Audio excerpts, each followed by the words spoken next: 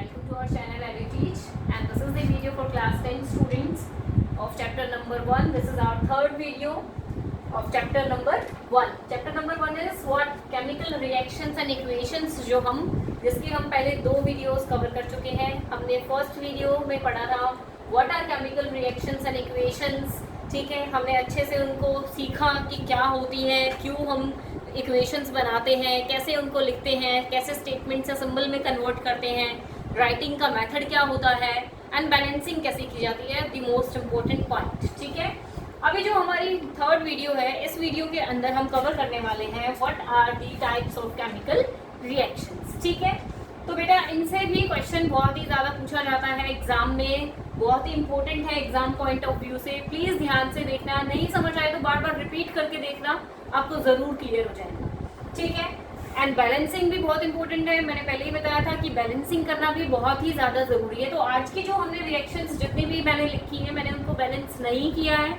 तो प्लीज़, मैं तो कराऊंगी ही इनको बैलेंस, पर आप भी खुद से इनको ज़रूर करके देखना बैलेंस की कैसे बैलेंसिंग की जाती है, ताकि आपको जितनी ज़्यादा प्रैक्टिस होगी आप उतना ज़्यादा अच्छे से परफॉर्म कर पाओगे अपने एग्जाम्स में.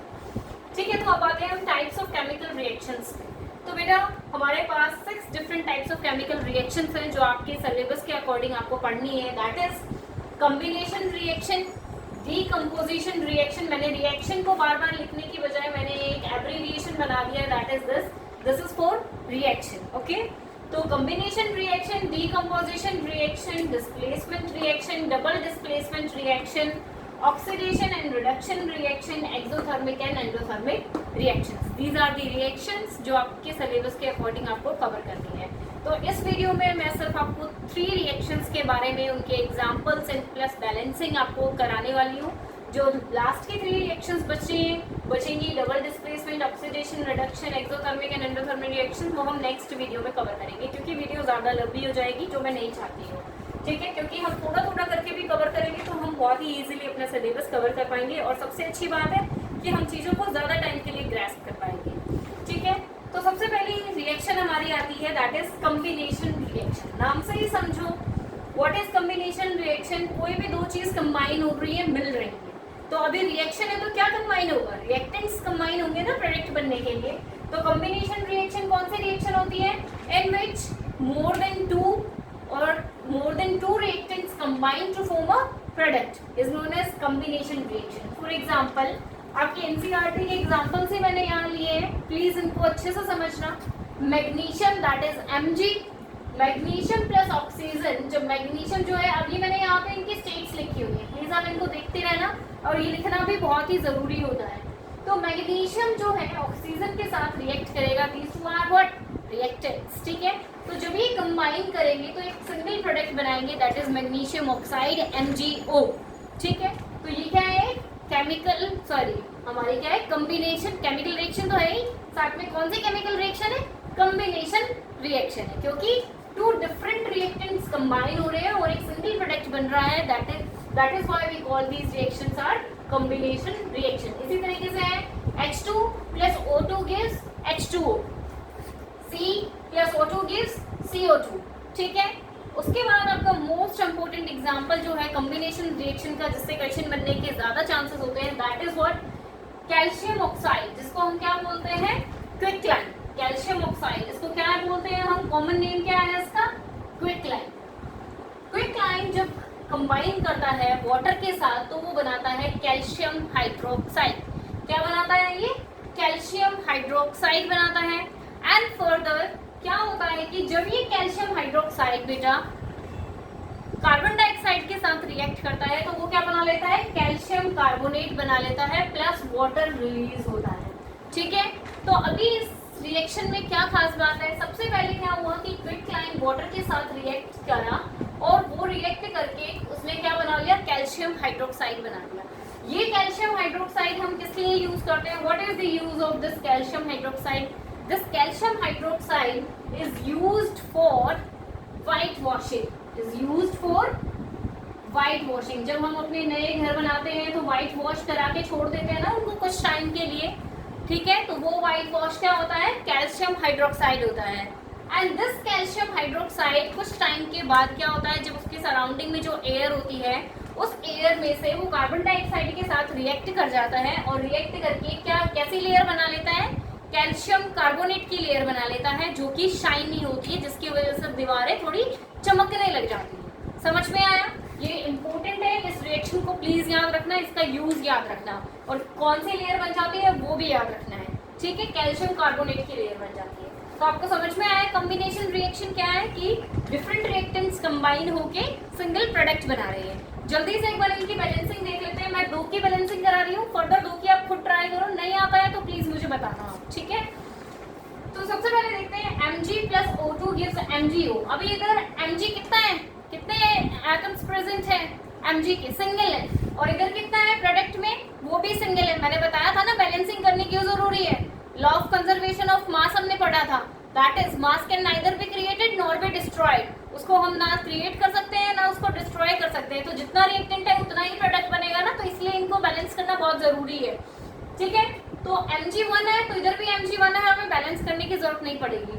लेकिन ऑक्सीजन के कितने मॉलिक्यूल्स है, कितने एटम्स है, 2 है, और यहाँ कितने सिंगल है, तो इसको क्या करना पड़ेगा, मैंने बोला था स्टोइचोमेट्रिक कोएफिशिएंट आगे लगता है, 2 यहाँ लगाएंगे तो ऑक्सीजन कितने हो गए, 2 हो गए। लेकिन हमने क्या कर दिया, Mg को भी तो 2 बना दिया, और यहाँ Mg के कितने मॉलिक्यूल्स है, सिंगल है, तो यहाँ भी क्या करना पड़ेगा, 2 लगाना पड़ेगा।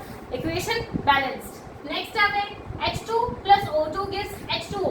अब H2 यहाँ कितने हैं, 2, यहाँ कितने हैं, 2, ऑक्सीजन यहाँ कितना है, 2, यहाँ कितना है, सिंगल, तो यहाँ भी क्या करना पड़ेगा, 2।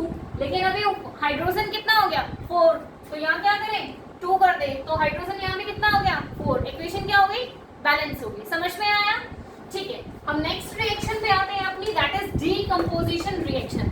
अभी नाम से समझो, डीकंपोज होने का मतलब क्या होता है, कूड़ा कचरा डीकंपोज करते हैं बैक्टीरियाज। ठीक है, क्या कर देते हैं, घटा देते हैं, कम कर देते हैं, उसको रिड्यूस कर देते हैं।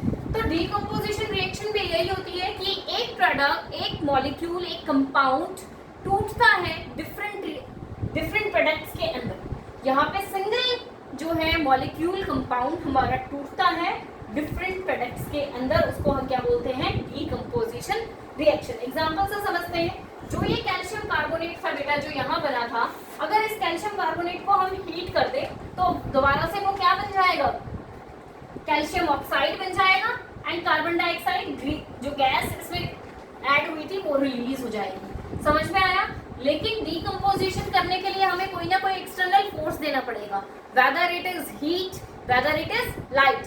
अभी तुम एक चीज ध्यान रखना, कभी भी जब भी हम केमिकल रिएक्शंस लिख रहे हैं तो हीट के लिए हम सिंबल यूज करते हैं दिस, ट्रायंगल। ठीक है, तो जब हमने कैल्शियम कार्बोनेट को हीट किया तो calcium oxide and carbon dioxide के अंदर टूट गया। इसी तरीके से silver chloride and silver bromide, बहुत ही इंपॉर्टेंट रिएक्शंस है आपकी, एनसीईआरटी की रिएक्शन से क्वेश्चंस आते हैं। तो जब silver chloride and silver bromide को हमने लाइट के प्रेजेंस में रिएक्ट कराया तो वो silver and chloride and bromide gases में टूट गया, Ag plus Cl2, Ag plus Br2। ठीक है, अभी इधर जो ये Ag है वो व्हाइट कलर का दिख रहा है और इधर जो Ag है वो ग्रे कलर का दिख रहा है। इधर ये क्लोरीन जो है ग्रीन कलर की गैस है, एंड ब्रोमीन, हमेशा ध्यान रखना, chlorine is green in colour, ठीक है, and bromine is red to brown in colour. ठीक है, ये याद रखना। ठीक है, वैसे पूछा नहीं जाता है लेकिन फिर भी अपनी नॉलेज के लिए इसको याद रखना। ठीक है, अभी जो ये Ag और ये जो AgCl silver chloride and silver bromide वाली रिएक्शंस हैं, इन रिएक्शंस का यूज किसमें होता है, पेपर में पूछा जाता है। इनका यूज हम करते हैं white and black photography, white and black photography में। ठीक है, जो ज्यादा इंपॉर्टेंट क्वेश्चन है वो मैं वीडियो में बेटा साथ साथ भी कवर करा रही हूँ। इसके अलावा लेकिन जब भी चैप्टर खत्म होएगा हम लास्ट वीडियो में जरूर अपने प्रीवियस ईयर क्वेश्चंस डिस्कस करेंगे। मैंने इन टेक्स्ट एंड एक्सरसाइज के क्वेश्चन जो हैं अकॉर्डिंग टू योर टॉपिक्स जो मैंने कवर कर दिए वो मैंने बीच में वीडियो दे दिए। तो ठीक है, तो अभी आते हैं, लास्ट है हमारा फेरस सल्फेट। ठीक है, वो टूटेगा जब इसको हीट करेंगे, ferric oxide, sulphur dioxide and sulphur trioxide. तो this is the decomposition reaction. यहाँ भी हम 2 की बैलेंसिंग कर लेते हैं, फर्दर 2 आप खुद ट्राई करना। ठीक है, क्या इधर कैल्शियम कार्बोनेट है CaCO3, Ca कितना है 1, समझ में आया।